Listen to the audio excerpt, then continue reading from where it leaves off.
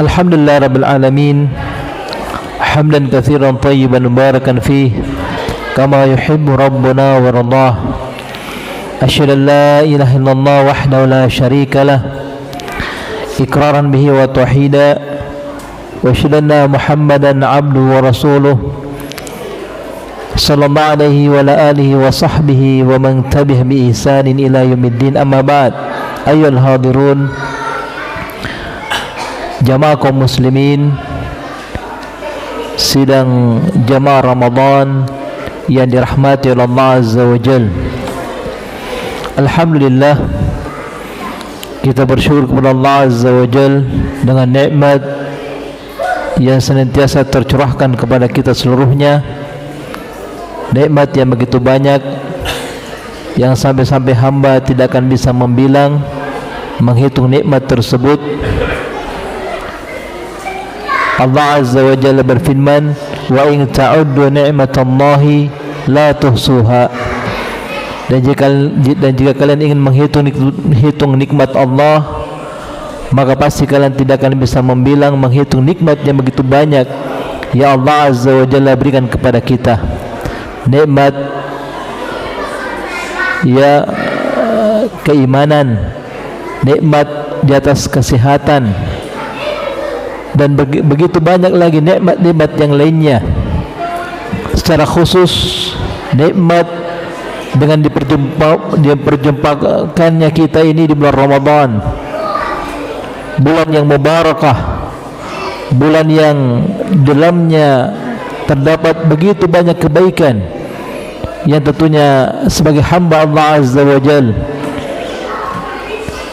harus mewujudkan kesyukuran, menampakkan kesyukurannya dengan semakin dia bersungguh-sungguh menghidupkan ketaatan-ketaatan di bulan Ramadan ini, yang dimana bulan ini adalah bulan yang Allah Azza wa Jal melipat gandakan pahala hamba-hambanya dan membuka seluas-luasnya pintu rahmatnya dan maghfirahnya, taubatnya, agar kemudian hamba-hambanya bisa ya beristighfar, meminta ampun dari segala kesalahan dosa-dosanya, dan senantiasa meluangkan waktunya untuk menghidupkan ketaatan-ketaatan kepada Allah Azza wa Jal, yang dengannya dia bisa meraih ya pahala yang banyak di bulan yang sangat agung, di bulan yang sangat mulia ini.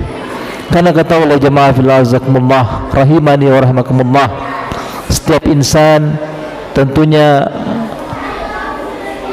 akan merasakan yang namanya kematian.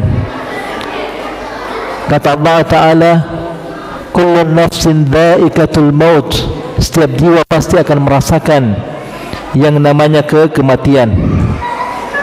Iya.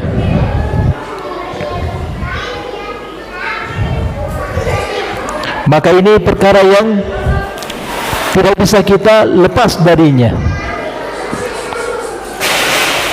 sesuatu yang dengannya hamba harus memberikan persiapan bekal untuk menghadapi yang namanya kematian. Allah Azza wa Jalla berfirman, ya ayyuhalladzina amanu taqullaha wal tanzur nafsum ma qaddamat lighad. Wahai orang yang beriman, bertakwa kepada Allah Azza wa Jal, dan hendaknya setiap jiwa mau melihat ya, hendaknya dia mempersiapkan amalan soleh ya, amalan-amalan ketaatan untuk keesokan harinya. Dan juga Nabi Muhammad SAW telah bersabda dalam hadits yang dikeluarkan oleh Al-Imam Ibnu Majah, yang disahihkan oleh Syekh Al-Albani dalam kitabnya Al-Irwa. Kata Nabi SAW, akthiru dzikra hadimil ladzat, perbanyaklah mengingat dari penghancur kelezatan, yaitu kematian. Maka jemaah fillah azakumullah rahimani rahmakumullah, kematian adalah sesuatu yang akan memisahkan ya dari kehidupan hamba di dunia dan kehidupannya di akhirat, dan dia akan memisahkan antara waktu beramal dan balasannya. Dan kematian adalah batasan batas yang akan memisahkan antara persiapan bekal di dunia dan menyambut balasannya di akhirat. Maka tidak ada lagi kesempatan bagi seorang hamba setelah kematian untuk mereka bisa bertobat dari segala kesalahan dan dosa-dosa mereka, beristighfar kepada Allah Azza wa Jalla. Tidak ada kesempatan lagi, dan tidak ada kesempatan lagi setelah kematian untuk seorang memperbanyak amalan saleh, amalan-amalan ketaatan kepada Allah Azza wa Jalla. Allah Azza wa Jalla berfirman, وَلَيْسَتِ التَّوْبَةُ لِلَّذِينَ يَعْمَلُونَ السَّيِّئَاتِ حَتَّى إِذَا حَضَرَ أَحَدَهُمُ الْمَوْتُ قَالَ إِنِّي تُبْتُ الْآنَ. Tidak ada tobat lagi buat orang-orang yang senantiasa berbuat kejelekan hingga kematian ini mendatangi salah seorang di antara mereka, kemudian mereka mengatakan, sekarang saya mau bertobat. Tidak ada gunanya lagi ketika nyawa ini telah berada di tenggorokan. Jemaah fillah rahimani wa rahmakumullah, maka kematian adalah suatu yang pasti yang akan mendapati setiap makhluk yang bernyawa, secara khusus kepada manusia. Pasti akan menjumpai kematian tanpa ada keraguan. Allah Azza wa Jalla berfirman, "Qul innal mauta alladhi tafirruna minhu fa innahu mulaqikum." Katakan ya Muhammad sallallahu alaihi wasallam, sesungguhnya kematian yang kalian lari darinya, maka pasti dia akan menjumpai kalian. Dan juga Allah Azza wa Jalla berfirman pada ayat yang lainnya, "Ayyama takunu yudrikumul maut wa in kuntum fi burujin musyayyadah." Dimanapun kalian berada, maka pasti kematian akan menjumpai kalian walaupun kalian berada di benteng yang sangat kokoh. Ya ibadallah, jamaah Ramadan yang dirahmati oleh Allah Azza wa Jalla, maka dengan hal tersebut sepantasnya bagi setiap insan untuk senantiasa memberikan kesiapan dengan amalan saleh, amalan ketaatan kepada Allah Azza wa Jalla. Jangan menunggu lagi, nanti kalau saya sudah tua, ya, nanti kalau saya sudah dewasa, ya, nanti dan nanti, ya, naam. Karena Allah telah jemaah rahimah dan rahimakumullah, kematian itu dia akan merenggut nyawa seseorang secara tiba-tiba tanpa ada seorang pun yang mampu memprediksinya. Tidak ada yang mampu mengetahui kapan ajal itu akan datang. Allah Azza wa Jalla berfirman, "Fa idza jaa ajaluhum la yasta'khiruna sa'atan wa la yastaqdimun." Jika ajal ini datang, maka tidak akan diakhirkan walaupun sesaat dan tidak akan dimajukan. Maka jemaah rahimani wa rahmakumullah, maka berapa banyak orang-orang yang dia keluar dari rumahnya, kemudian dia mengendarai kendaraannya, lalu dia kembali dalam keadaan jasadnya telah dibawa di atas kafan-kafan. Dan berapa banyak seseorang yang dia mengatakan kepada keluarganya, siapkan aku makan, kemudian dia meninggal dalam keadaan dia belum sempat menyantap makanannya. Dan berapa banyak seseorang yang dia memakai pakaiannya, mengancing-kancing pakaiannya, kemudian tidak ada yang melepaskan kancing pakaiannya kecuali orang yang memandikan jasadnya. Maka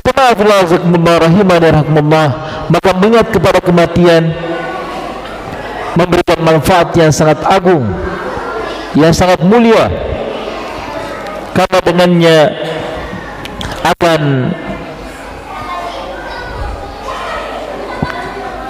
membangunkan hati yang lalai, dan dia akan menghidupkan hati yang mati, dan akan semakin memperbaiki hubungan hamba kepada Rabb-Nya, sehingga hilanglah dari segala kelalaian dan berpaling dari ketaatan kepada Allah Azza wa Jalla. Oleh karena itu, seseorang yang hatinya tidak tergerak, ya, hatinya tidak tersentuh untuk mengingat kepada kematian, apalagi dengan melihat saudara-saudaranya yang telah mendahuluinya, ya, kemudian tidak menggetarkan hatinya untuk kembali ke jalan Allah Azza wa Jalla, maka ini tanda alamat rusaknya hati seorang.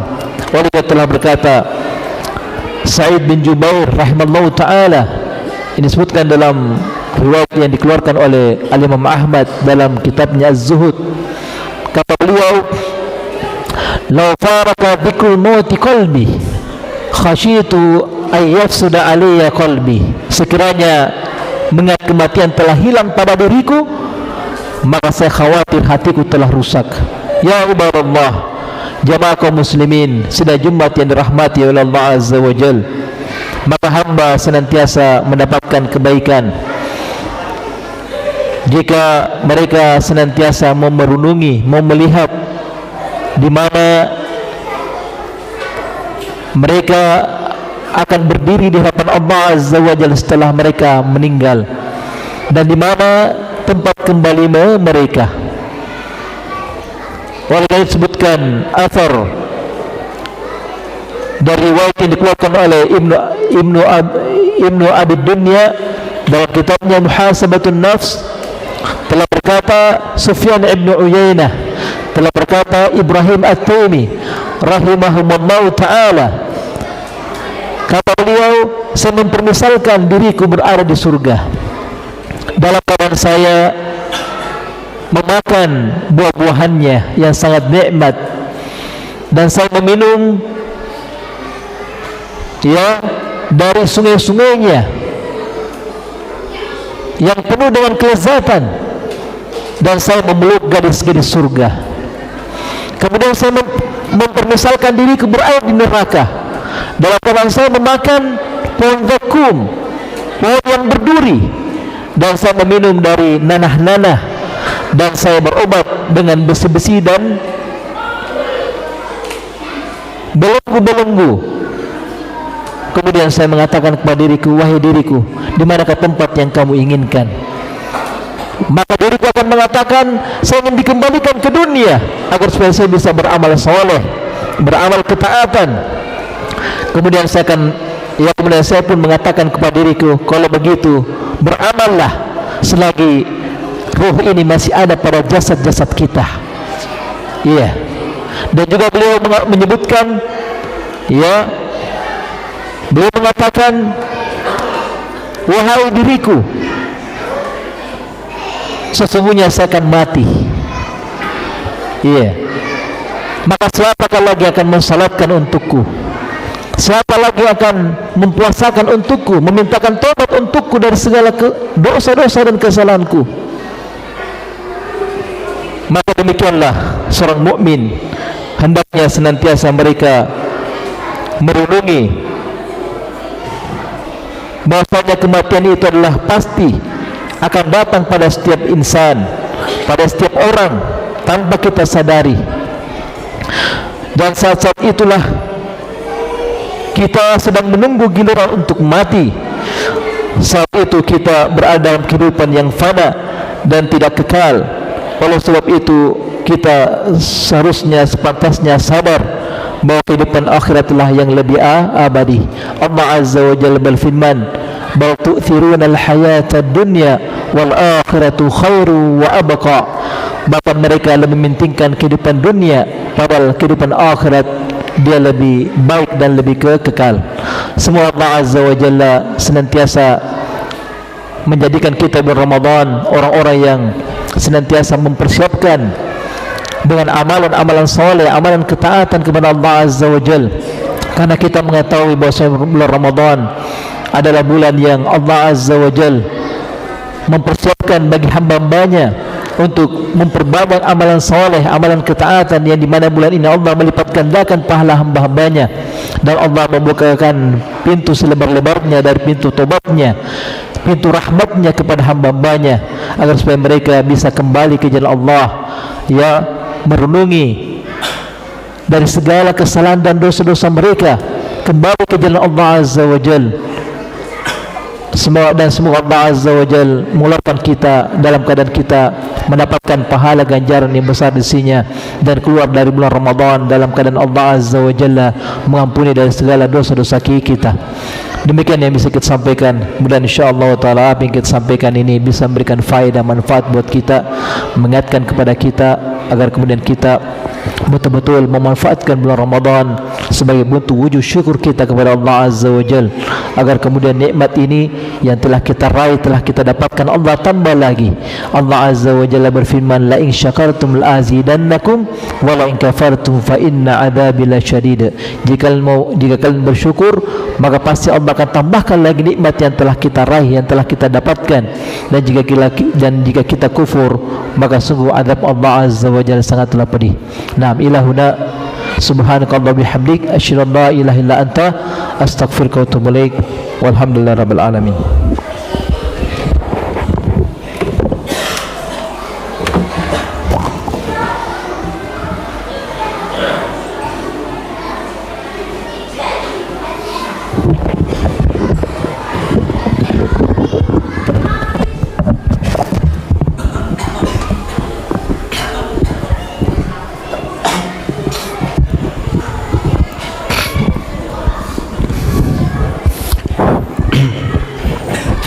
Istawu, istaqimu wa'tadilu wa tarasu wa suddul khalal. Lurus dan rapatkan saf, isi saf-saf yang masih kosong.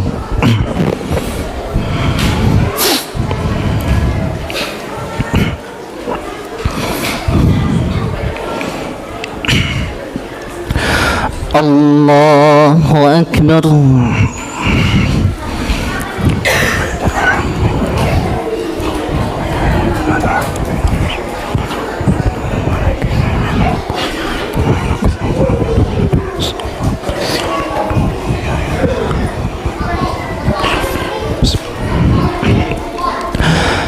الحمد لله رب العالمين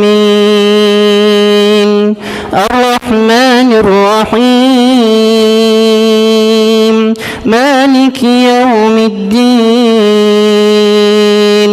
إياك نعبد وإياك نستعين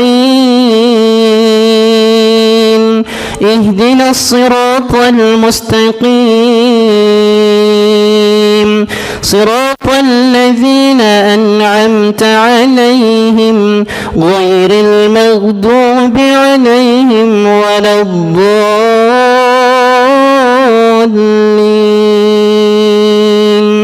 آمين.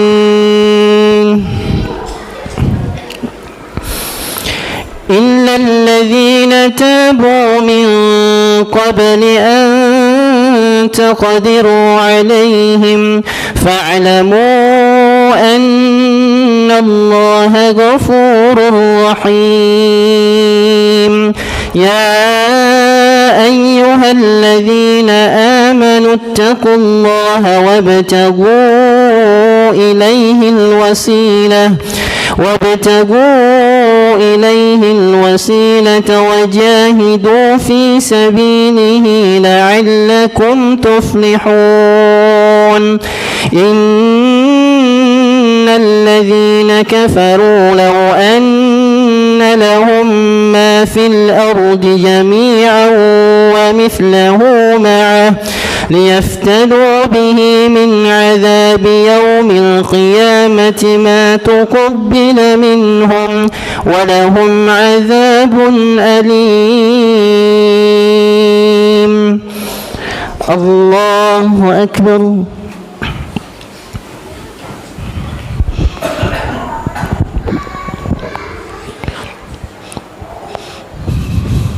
سمع الله لمن حمده. الله أكبر.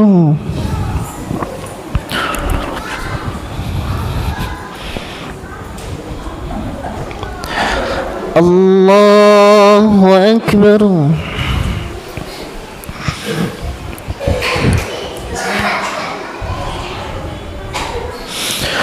الله أكبر.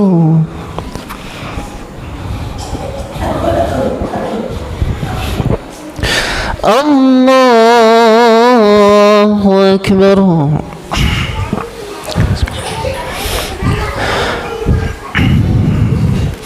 الحمد لله رب العالمين الرحمن الرحيم مالك يوم الدين إياك نعبد وإياك نستعين اهدنا الصراط المستقيم صراط الذين أنعمت عليهم غير المغضوب عليهم ولا الضالين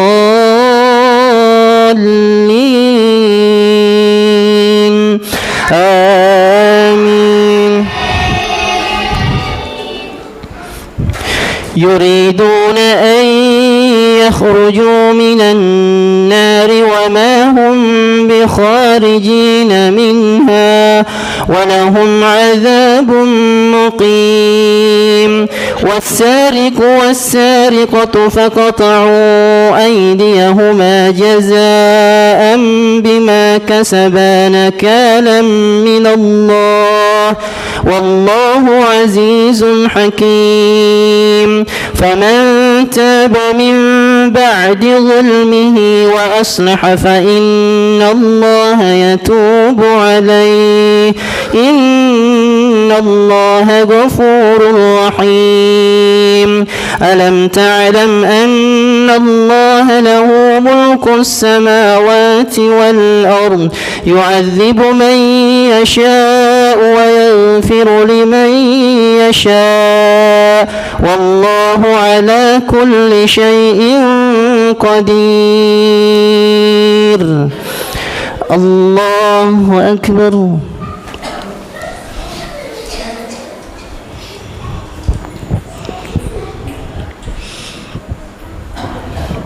سمع الله لمن حمده.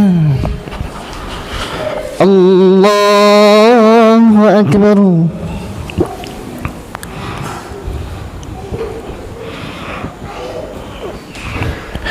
الله أكبر.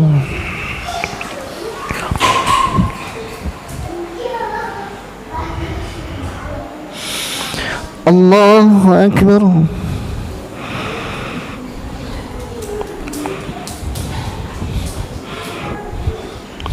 الله أكبر.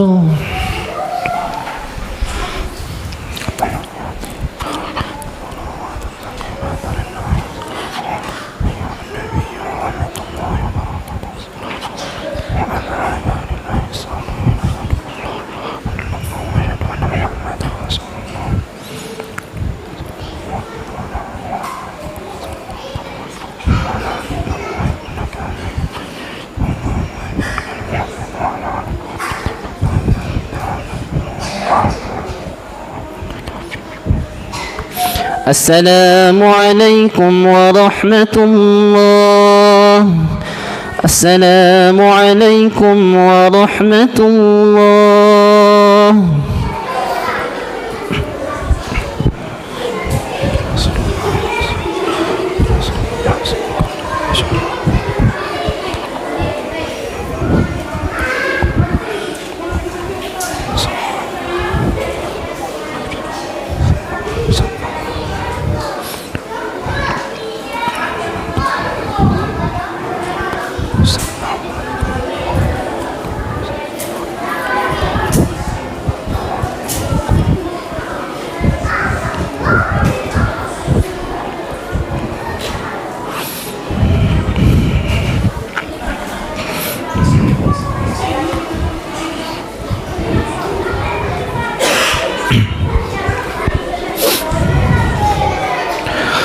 الله أكبر.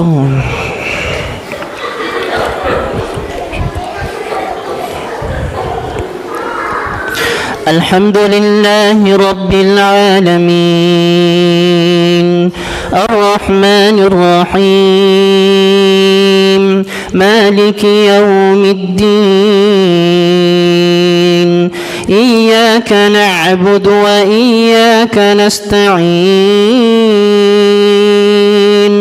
اهدنا الصراط المستقيم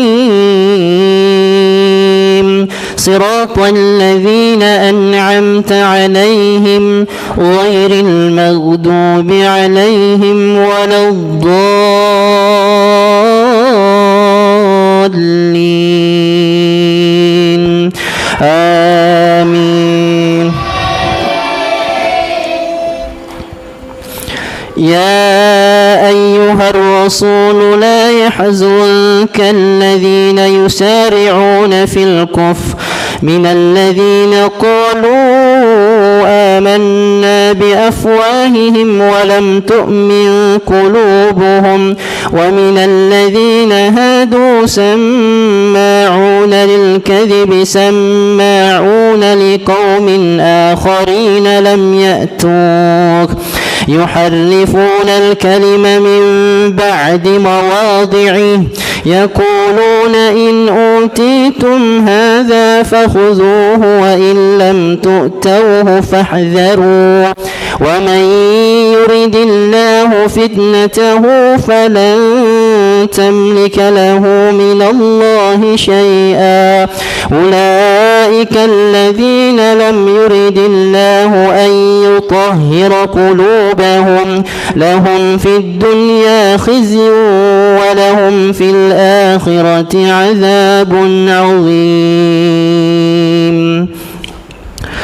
الله أكبر.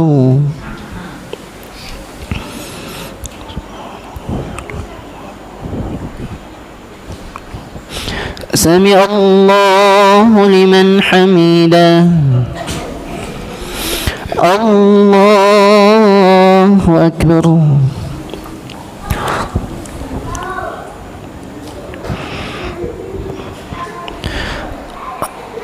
الله أكبر.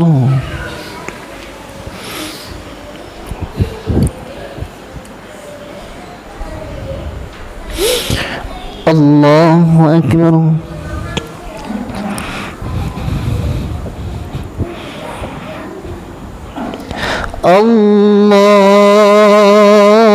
الله أكبر. الحمد لله رب العالمين الرحمن الرحيم مالك يوم الدين إياك نعبد وإياك نستعين اهدنا الصراط المستقيم صراط الذين أنعمت عليهم غير المغضوب عليهم ولا الضالين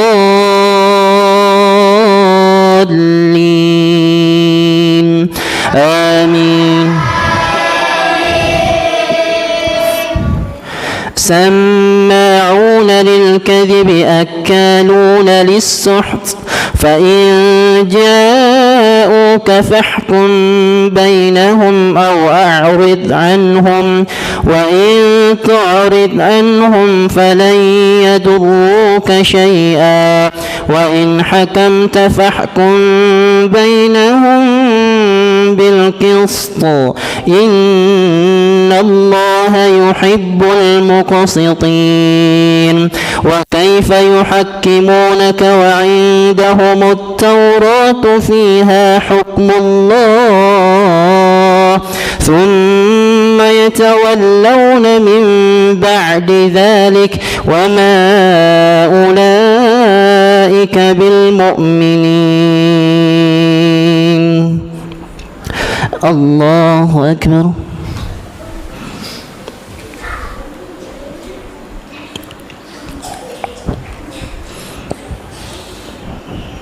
سمع الله لمن حمده.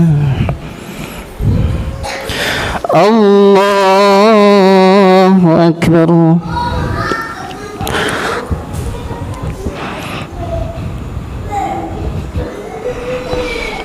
الله أكبر.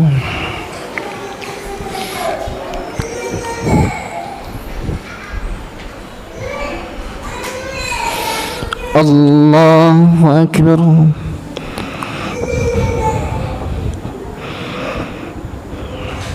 الله أكبر.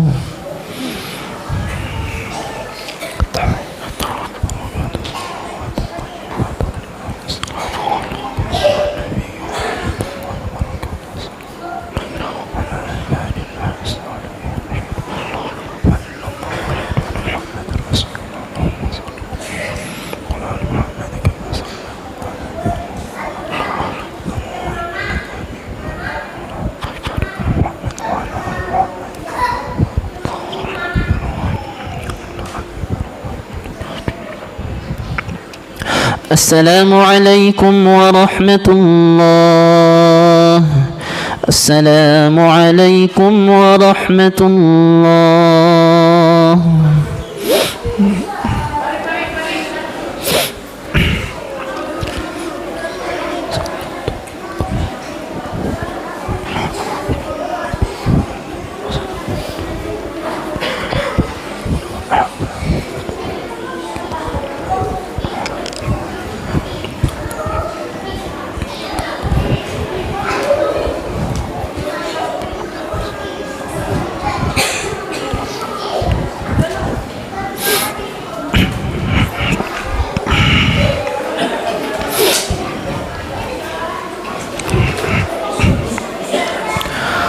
الله أكبر.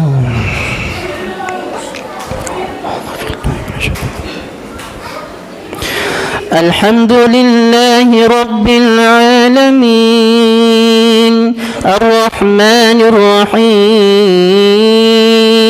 مالك يوم الدين إياك نعبد وإياك نستعين اهدنا الصراط المستقيم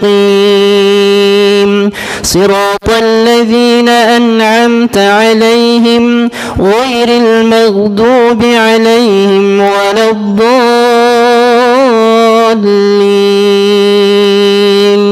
آمين. إنا أنزلنا التوراة فيها هدى ونور يحكم بها النبيون الذين أسلموا للذين هادوا والربانيون والأحبار بما استحفظوا من كتاب الله وكانوا عليه شهداء فلا تخشوا الناس واخشوني ولا تشتروا بآياتي ثمنا قليلا ومن لم يحكم بما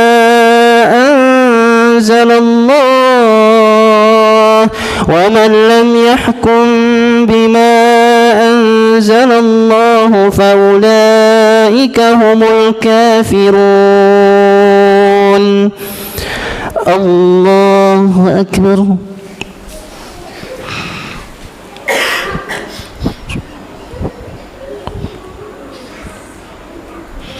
سمع الله لمن حمده. الله أكبر.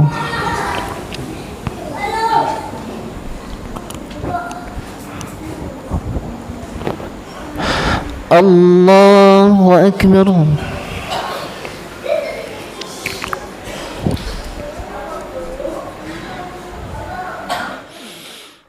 الله أكبر.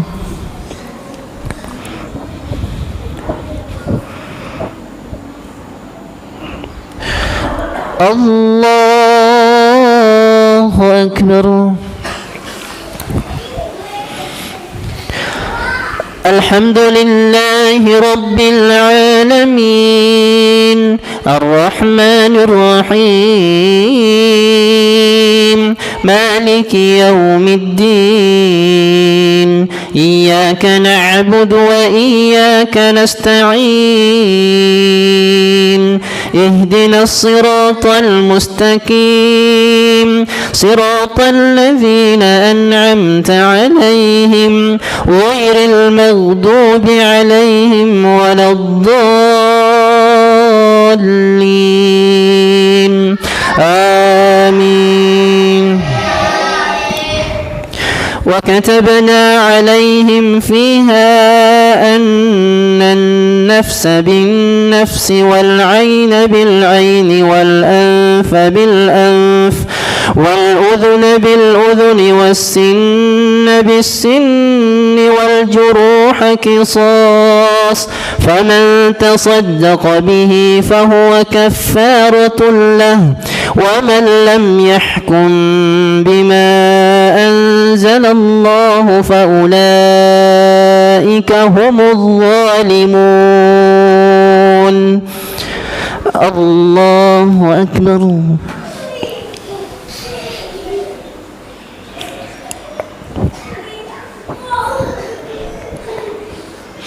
سمع الله لمن حمده. الله أكبر.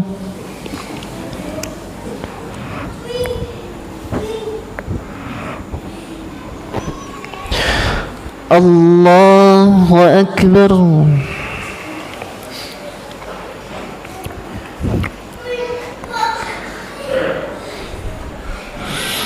الله أكبر.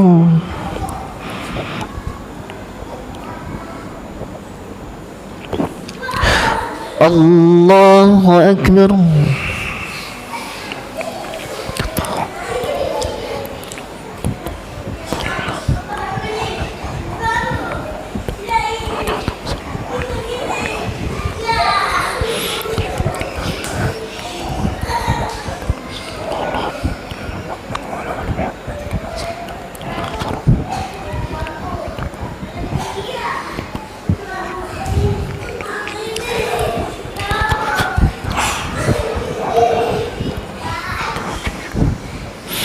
السلام عليكم ورحمة الله.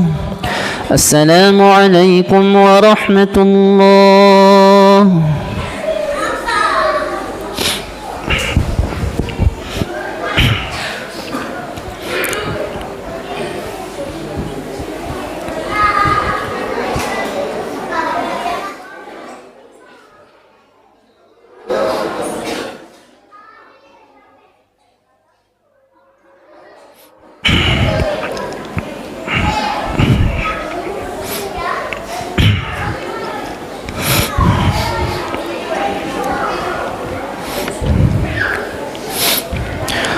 الله أكبر.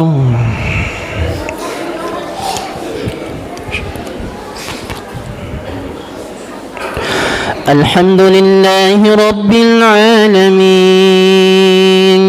الرحمن الرحيم مالك يوم الدين إياك نعبد وإياك نستعين اهدنا الصراط المستقيم صراط الذين أنعمت عليهم غير المغضوب عليهم ولا الضالين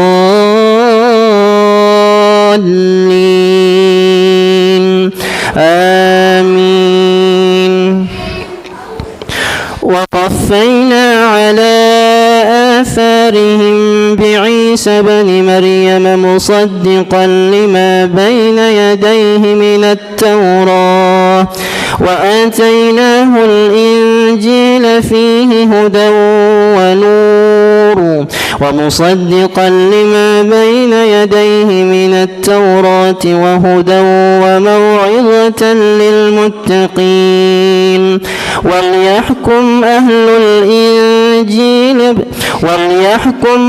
الإنجيل بما أنزل الله فيه ومن لم يحكم بما أنزل الله فأولئك هم الفاسقون.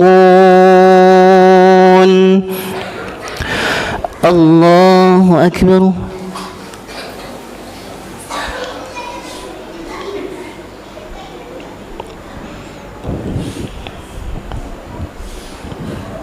سمع الله لمن حمده.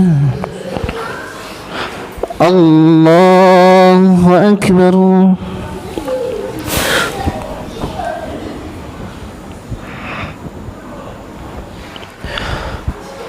الله أكبر.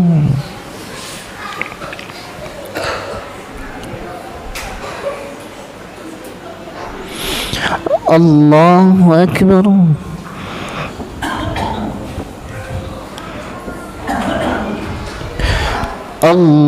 الله أكبر. الحمد لله رب العالمين الرحمن الرحيم مالك يوم الدين إياك نعبد وإياك نستعين اهدنا الصراط المستقيم صراط الذين أنعمت عليهم غير المغضوب عليهم ولا الضالين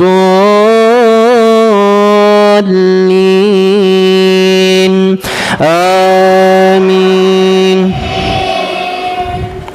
وأنزلنا إليك الكتاب بالحق مصدقا لما بين يديه من الكتاب ومهيمنا عليه فاحكم بينهم بما أنزل الله ولا تتبع أهواءهم عما جاءك من الحق لكل جعلنا منكم شرعة ومنهاجا ولو شاء الله لجعلكم أمة واحدة ولكن ليبلوكم فيما آتاكم فاستبقوا الخيرات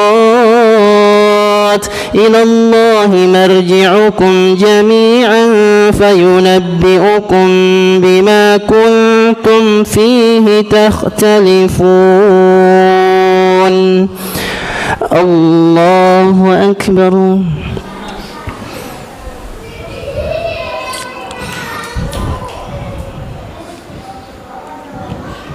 سمع الله لمن حمده. الله أكبر.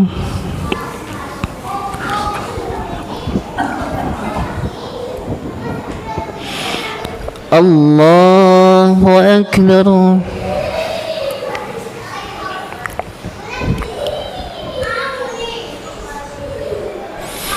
الله أكبر.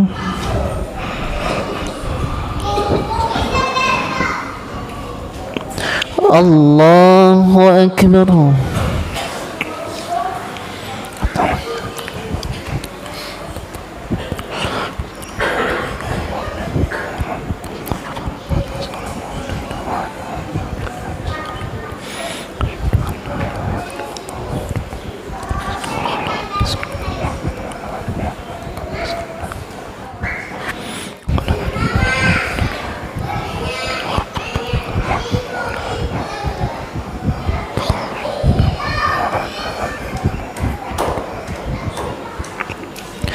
السلام عليكم ورحمة الله. السلام عليكم ورحمة الله.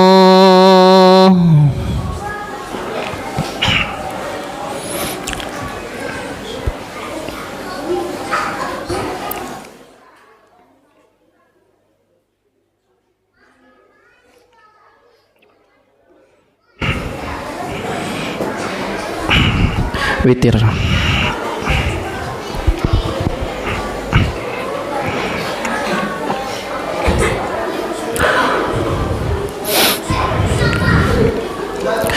Allahu Akbar.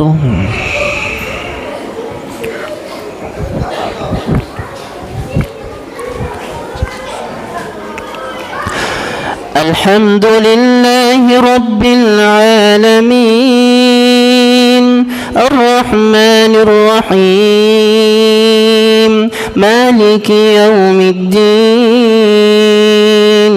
Iyyaka na'budu wa iyyaka وإياك نستعين اهدنا الصراط المستقيم صراط الذين أنعمت عليهم غير المغضوب عليهم ولا الضالين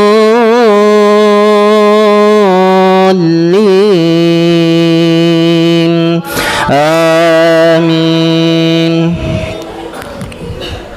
سبح اسم ربك الأعلى الذي خلق فسوى والذي قدر فهدى والذي أخرج المرعى فجعله غثاء أحوى سنقرئك فلا تنسى إلا ما شاء الله إنه يعلم الجهر وما يخفى ونيسرك لليسرى فذكر إن نفعت الذكرى سيذكر من يخشى ويتجنبها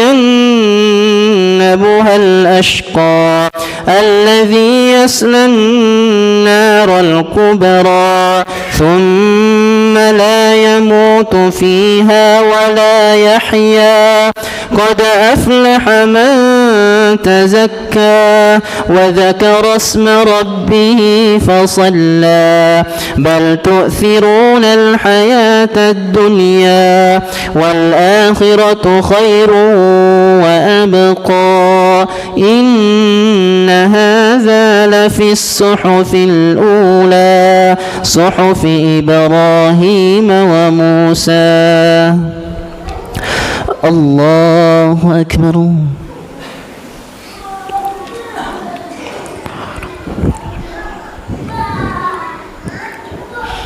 سمع الله لمن حمده.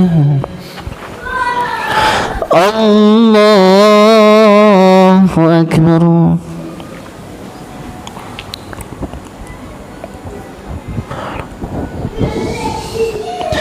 الله أكبر.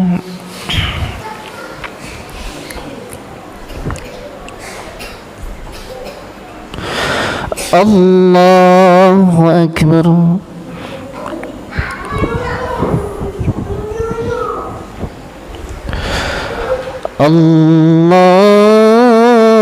الله أكبر. الحمد لله رب العالمين الرحمن الرحيم مالك يوم الدين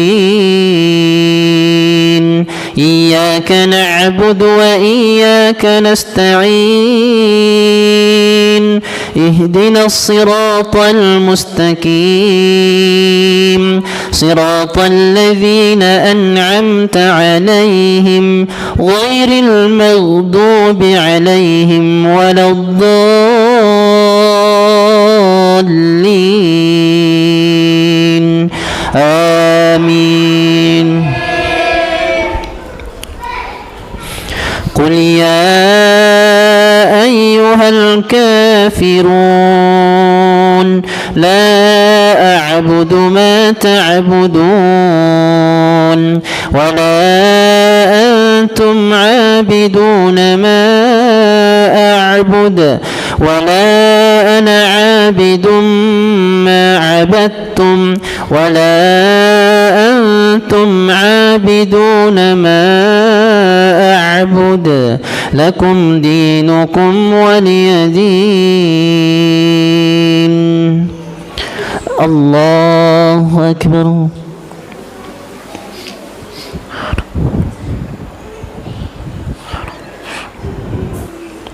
سمع الله لمن حمده. الله أكبر.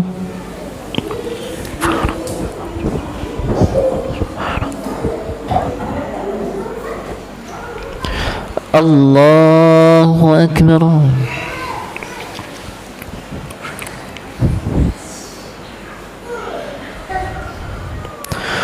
الله أكبر.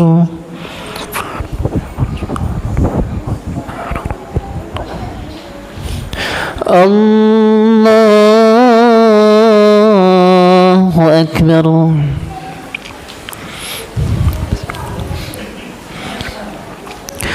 الحمد لله رب العالمين الرحمن الرحيم مالك يوم الدين إياك نعبد وإياك نستعين اهدنا الصراط المستقيم صراط الذين أنعمت عليهم غير المغضوب عليهم ولا الضالين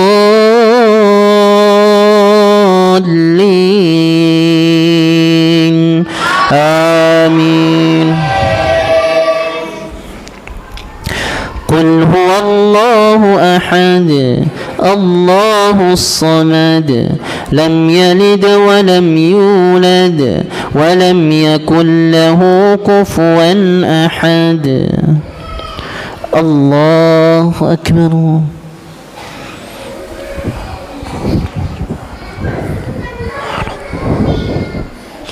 سمع الله لمن حمده. الله أكبر.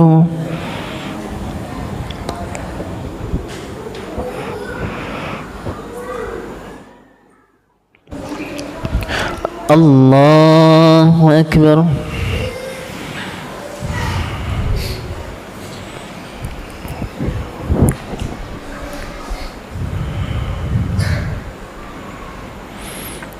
الله أكبر.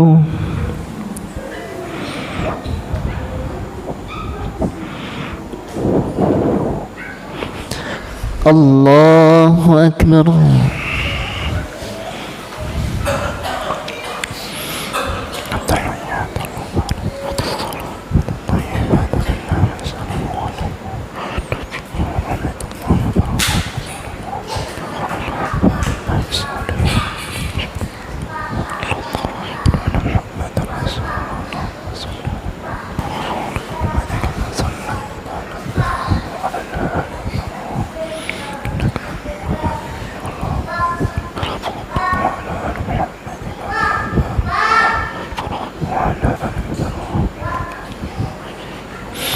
السلام عليكم ورحمة الله. السلام عليكم ورحمة الله.